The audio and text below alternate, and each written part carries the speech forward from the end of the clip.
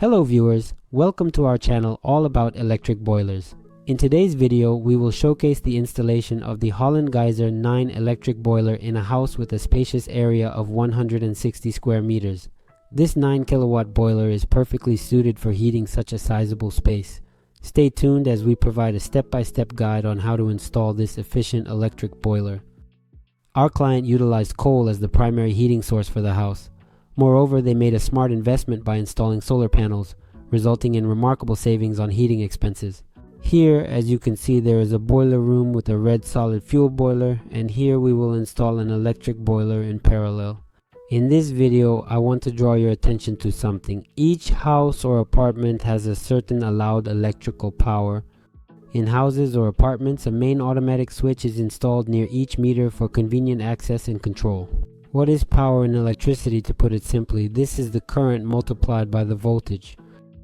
The voltage remains constant throughout, while only the current undergoes changes.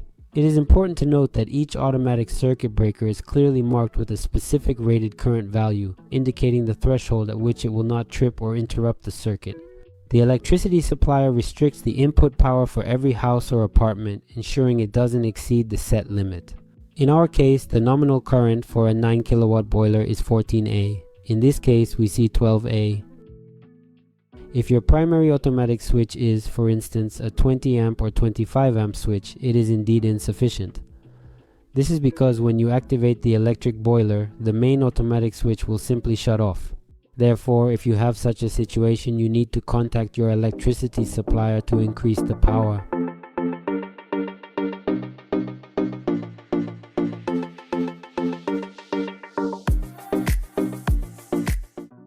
Let's return to our installation.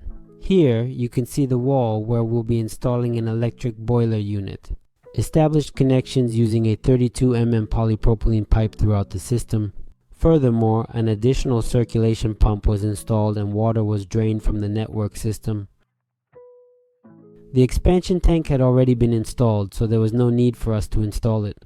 We carefully laid the power cable for connecting the electric boiler inside a plastic pipe and securely screwed it to the wall, ensuring a safe and tidy installation.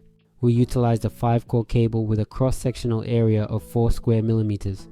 Upon turning on the electric boiler, we measured a phase current of 9.6 amps at a heat carrier temperature of 28 degrees Celsius. This value aligns with the specified values indicated in the boiler's passport, confirming its proper functioning. And that's it. Thank you for watching. More details available on our website, link in the description.